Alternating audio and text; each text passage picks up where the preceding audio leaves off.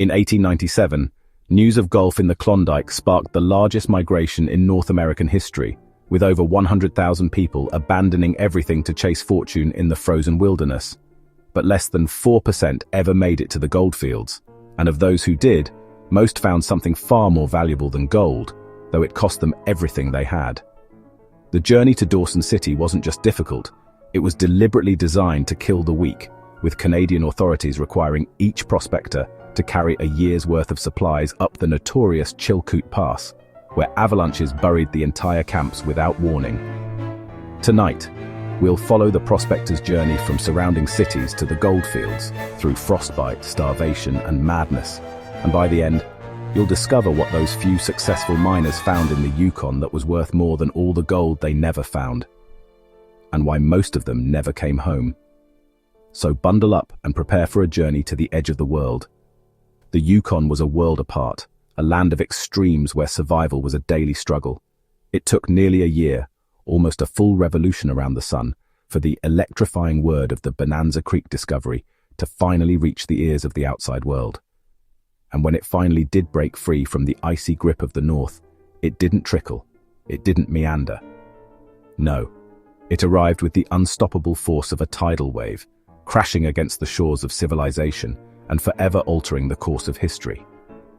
In the summer of 1897, a steamship bearing the proud name of the Excelsior, laden with precious cargo, triumphantly docked in the bustling harbor of San Francisco.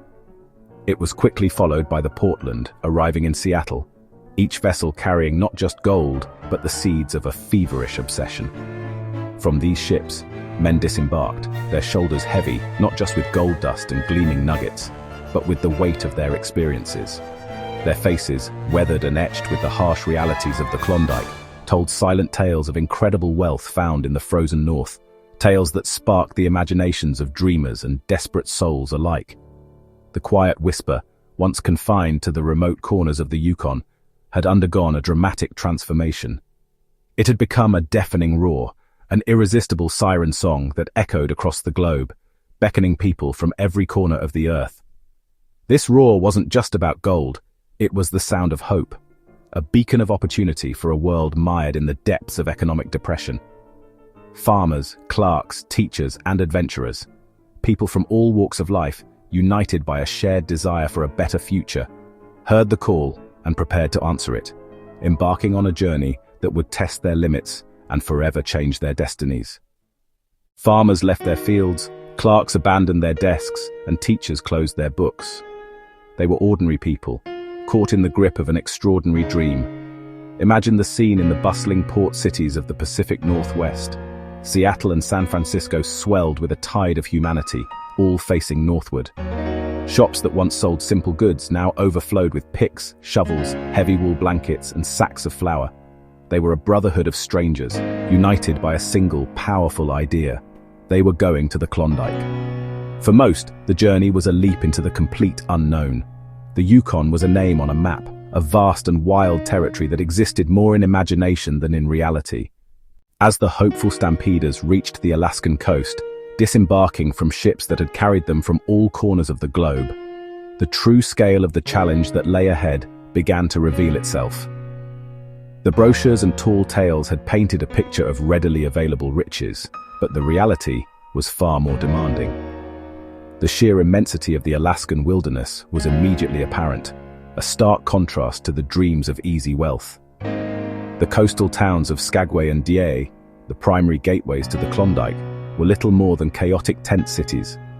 These makeshift settlements were carved hastily out of the dense coastal rainforest, a testament to the sudden influx of humanity. The infrastructure was minimal, and sanitation was a constant concern. Yet, amidst the chaos, a sense of camaraderie and shared purpose began to emerge. These towns were the last outposts of civilization before the true test began. Each person was required to transport a literal ton of goods, roughly 2,000 pounds, into the Yukon. This regulation, meticulously enforced by the steadfast Northwest Mounted Police, was a crucial act of foresight, designed to prevent starvation and ensure the safety of the prospectors. The Mounties understood the harsh realities of the Klondike and knew that adequate supplies were essential for survival. This meant multiple trips up and down the treacherous mountain passes, a grueling undertaking that tested the limits of human endurance. Standing on the shores of Die, gazing up at the towering, snow-capped mountains, a quiet sense of dread began to creep into the hearts of many. The Chilkoot Pass, the most direct route to the goldfields, loomed large, a formidable barrier that separated them from their dreams. The pass was a gauntlet of ice, snow, and relentless inclines, a physical and mental challenge unlike anything most had ever faced. The initial excitement began to wane, replaced by a growing awareness of the immense effort required. The final ascent of the pass, a steep incline known as the Golden Stairs, was the most infamous section of the entire journey. From a distance, the seemingly endless line of climbers looked like a colony of ants, moving in a slow, single file up the immense white face of the mountain. Each step was a battle against gravity and exhaustion, a testament to the unwavering determination of these gold seekers. The air thinned with altitude, making each breath a conscious effort. Each person carried a heavy pack, often weighing upwards of 50 pounds, their heads bowed against the biting wind, their breath coming in ragged, visible plumes in the frigid air. The weight bore down on their shoulders, testing their physical and mental fortitude. The silence was broken only by the crunch of boots on snow and the labored breathing of those around them. It was a scene of quiet desperation, a testament to the lengths people would go to in pursuit of fortune. The days blurred into a seemingly endless cycle of lifting, climbing, and returning. Each trip meant another grueling ascent and descent, each carrying them closer to their goal, but further from their initial burst of energy. The landscape, while undeniably majestic in its scale, became a monotonous backdrop to their suffering. The constant white of the snow, the endless expanse of the mountains, began to feel oppressive, a constant reminder of the arduous task ahead. These precious moments around the crackling fire were islands of warmth and respite in a sea of hardship. As the flames danced and flickered, casting long shadows against the snow, stories were shared, and laughter echoed through the mountains. Friendships were forged in this crucible of shared struggle, bonds that would last a lifetime. These moments of connection provided the strength and encouragement needed to face the challenges that lay ahead, a reminder that they were not alone in their pursuit. After crossing the mountain passes, the stampeders reached Lake Bennett. Here, thousands of people converged, transforming the snowy landscape into a massive, sprawling shipyard. They worked through the cold, wet days of the northern spring, a race against time. Most of these men were not carpenters or boat builders. They were amateurs, learning as they went. Finally, the day came. With a great groaning and cracking sound, the ice on the lake began to move and break apart, signaling that the river was open. More than 7,000 boats of every shape and size were launched onto the icy waters of Lake Bennett in the spring of 1898. They drifted with the current, navigating through a chain of beautiful mountain-rimmed lakes that formed the headwaters of the great Yukon River.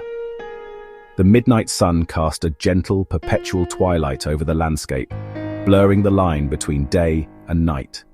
It was a time for reflection. Arriving in Dawson City was a surreal experience, a sensory overload of sights, sounds, and smells. The air crackled with anticipation, a palpable sense of hope and desperation intertwined. The first quiet truth they discovered, however, was a disappointing one, a harsh dose of reality amidst the gold-fueled frenzy. They were too late. The initial wave of prospectors had already swept through, leaving behind a landscape transformed and opportunities diminished. The men and women who had arrived earlier, the vanguard of the gold rush, had already staked all the best claims. Every promising creek, every potentially gold-laden gully was marked and claimed. The prime real estate, so to speak, was gone. The dream of simply wandering up a creek, panning for gold and striking it rich, finding a fortune with ease, was just that. A dream, a romanticized notion quickly shattered by the hard realities of the Klondike. The competition was fierce. The odds were stacked against them, and the path to riches was far more arduous than they had imagined. They had gone north seeking a fortune in gold, driven by the allure of instant wealth and a better life. But the vast majority returned with empty pockets, their dreams unfulfilled, their hopes dashed against the unforgiving landscape. However, they did not return empty-handed. The Klondike experience, though often harsh and disappointing in its material rewards, left an indelible mark on their souls. The real gold of the Klondike was the quiet, Unbreakable bonds of friendship formed on the trail, forged in the crucible of shared hardship and adversity. These were relationships built on mutual respect, on the reliance on one another for survival and support, far more valuable than any nugget of gold, any fleeting moment of material wealth. They learned to trust, to depend, and to care for one another in ways they never thought possible. These connections became their true treasure. As the years passed and the dust of the gold rush settled, those who had made the arduous journey began to look back with a different perspective, a newfound appreciation for the lessons learned and the strength they had discovered within themselves. They had discovered a deep well of resilience they never knew they possessed, a capacity to endure hardship and overcome obstacles that would serve them well throughout their lives. The Klondike had tested them, pushed them to their limits, and ultimately made them stronger. And so, as you drift towards sleep, let your mind wander back to those intrepid stampeders, those dreamers who dared to chase a golden illusion. They went searching for gold, a cold and glittering metal, a symbol of wealth and prosperity. But what they found was something far warmer, something far more enduring, something far more profound. The real Klondike journey was not about getting rich in the conventional sense. It was about becoming rich in spirit, in resilience, and in wisdom. It was about discovering the true value of human connection and the boundless capacity of the human heart. And that was a treasure that no one could ever take away from them, a legacy that would last a lifetime, and a story that continues to inspire us today.